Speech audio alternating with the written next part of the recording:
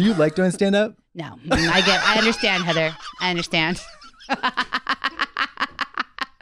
I do. I used to like it. Oh my God, I'm gonna I just need to quickly though. Yes. I know so much about you. Oh. I need material that I like to say on a stage in front of people, and I just don't have it. And sometimes that's scary. There's a time in my 20s where it happened where I was like, I don't know what to say. I don't have it. And I had to stop for a while. And I'm like, it's over. I'm all dried up. And someone's like, no, look at Steve Martin, he also took a hiatus. And then I was like, you're right. But Steve Martin took a hiatus for the rest of his life. I dipped back in and now I'm like, okay, I still don't know what's funny to say on stage right now. Some people are in love with stand-up and on the top of their game because it's just pouring out of them. Do you think that, not to get weird, but I was thinking about like Wham, like I was watching the Wham documentary and how George Michael, did you watch it? No. I just watched Wham? I don't know much about Wham, to be honest. I gotta watch it. I'm so pleased because I was ready, I was gearing up to come here and not get any of your references. I was like, they're cinephiles, but it's movies. Every time I watch, I'm like, oh, I haven't heard of that.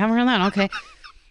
Well, anyways, you'd like it. Okay. Maybe if you like, do you like pop music? Yeah. Well, he would like go upstairs and he would write a song in like 2 hours, and it would be like that Last Christmas song. A mega hit.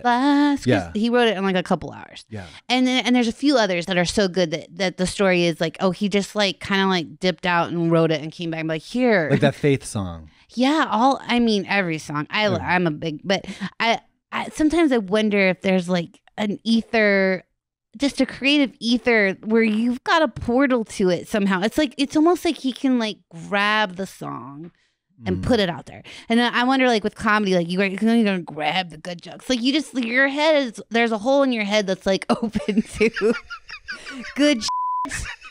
And it's just coming through you. Yeah. My hole is closed. And it's been closed for about 5-6 years. Maybe longer. But you know, though, stand up as a form, it's missing a theatricality for me. Like it's even, you know, I loathe, visually speaking, I loathe the image of a man who is balding in a white t-shirt. Okay. You know, on a stage. Yeah. And there's such an assumed like bravado of like, I'm so funny that I haven't even showered in 3 days, but I'm going to get on a stage and that's going to be enough. I did not. You know what I mean? Do not understand that aesthetic, but it's cool to look like shit on a stage where that's a respected place. Yeah, even when, or like, who's the guy who always wears a suit? John Mulaney. Yeah. Wears like a nice suit. Yeah. That's nice. Yeah. But it's just like one person. I feel like I want more. I want more. That's how I feel about myself with it. I'm like, so what, I'm just going to talk about how I'm like 46 and doing pretty good. I want to give them a show. Yeah. You know, I want to like bring, I used to do characters and stuff on stage because that's the same thing. I'm like, they came, that's how I feel like when you go to Comic-Con and you do panels. I'm about to do that. No offense. I hope you come. But we're all just sitting behind a fucking banquet table being like, yeah, that was a fun part on the show. I'm like, that's not fair. That's not fair to the audience. Like, we got to give them a show. That was my first instinct when I was like, so we just sit there and we'll answer some questions and then we'll get on. And they paid for that. They got in line for Hall H for us to be like, yeah, I felt like really good about that episode. I was like, no. And they were like, yes, this is your world. Yeah. And I was like, I love that you care. I love that you care. I think that that's a good instinct. Yeah, you know, I got to see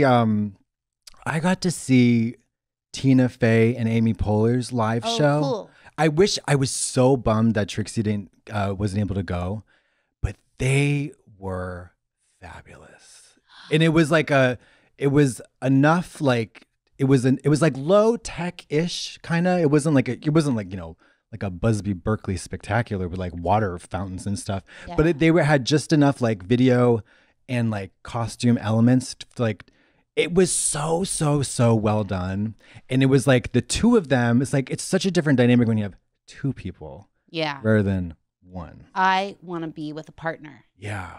It's great. It's so great. It's so the division relaxing. of labor. Yeah. Yeah. It's like if you're out there by yourself, all the stress, if this lives or dies, it's your fault. Yeah. Yeah. And when I had a comedy partner for a while, I still do, but he likes to go solo, which is fine. But it is like, I don't mind sharing the laughs. I don't mind if you get a bigger laugh, and I just like that we're friends up there. Yeah. It's hard to get friends, so if you can convince them that, this is our job, this is what we do for a living, and we're gonna be fine together.